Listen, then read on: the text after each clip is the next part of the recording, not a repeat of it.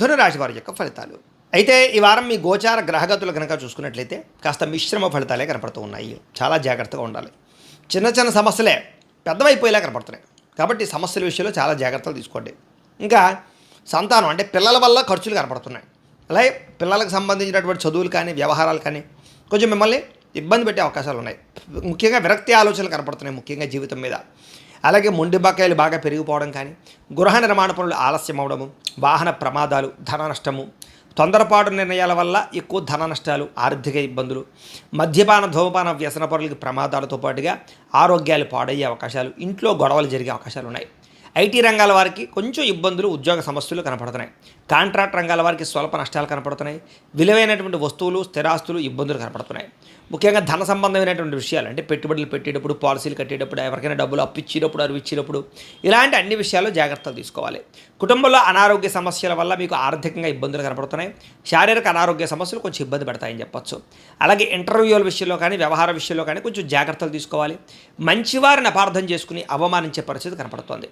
అలాగే మాట్లాడేటప్పుడు కూడా ఏది మంచి ఏది చెడు ఆలోచించి మాట్లాడకపోతే చాలా ఇబ్బందులకు గురవుతారు. ఇక వ్యాపార పరంగా కూడా ఒడిదుడుకులు బాగా కనపడుతున్నాయి. మెంటల్ టెన్షన్లు బాగా కనపడుతున్నాయి. అంతంత మాత్రమే వ్యాపార లాభాలే కనపడుతున్నాయి. ఉద్యోగ ప్రయత్నాల వ్యవహార విషయంలో కూడా కొంచెం ఆలస్యంగానే ఉద్యోగ అవకాశాలు ఎదరకు సాగే అవకాశం కనపడుతోంది. వ్యాపారాలు చికాకులు బాగా పెరిగిపోతాయని చెప్పొచ్చు. కొత్తగా అప్పు చేయవలసినటువంటి పరిస్థితులు కనపడుతున్నాయి.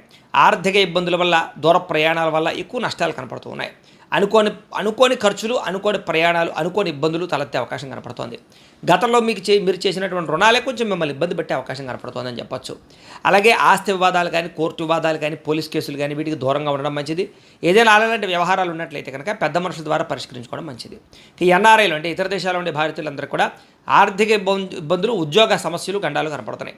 ఇష్టమైన వాళ్ళతో వివాహపరమైనటువంటి అవకాశాలు చెడిపోయే అవకాశం కనపడుతోంది. పిల్లలు మీ మాట వినకపోవడం కానీ, పిల్లల వల్ల సమస్యలు తలెత్తడం కానీ జరిగే అవకాశం ఉంది. ప్రేమికుల మధ్య కూడా మనస్పర్ధలు కొంచెం దూరం జరిగే అవకాశాలు కనపడుతున్నాయి. జాగ్రత్తగా ఉండాలి. ముఖ్యంగా క్రమశిక్షణ లేనటువంటి జీవన విధానం వల్ల కూడా ఇబ్బందులు కనపడుతున్నాయి. భార్యాభర్తల మధ్య కూడా ఇంట్లో సమస్యలు, మనస్పర్ధలు, మానసిక అశాంతి, ఏదో రకమైనటువంటి అలజడి, అనుమానపు ఆలోచనలు కనపడుతున్నాయి. విద్యార్థులు కూడా ఎక్కువ సమయం సెల్ ఫోన్లు, టీవీలు చూడడం వల్ల, లేకపోతే సెల్ ఫోన్ వ్యామోహాల వల్ల, ప్రేమ వ్యామోహాల వల్ల ఇబ్బందులు ఉన్నాయి. చదువు విషయంలో ఎక్కువ శ్రద్ధ పెట్టాలి. ఉద్యోగస్తులకి ఉద్దేశపూర్వకంగానే ఉద్యోగపరంగా కొంతమంది మిమ్మల్ని ఇబ్బంది పెడతారు. జాగ్రత్తగా ఉండాలి. ఉద్యోగ కార్యాలయాల్లో పని ఒత్తిడి చాలా అధికమవుతుంది. మెంటల్ టెన్షన్లు కనపడుతూ ఉన్నాయి. స్త్రీలకి మనసులో చాలా బాధ, ఎవరితో చెప్పుకోవాలో తెలియని పరిస్థితులు, అనేక రకాల సమస్యలు ఒక్కసారిగా మీద పడ్డం, ఆరోగ్యపరంగా ఇబ్బందులు, కుటుంబ చికాకులు బాగా మిమ్మల్ని ఇబ్బంది పెట్టే అవకాశం కనపడుతోంది.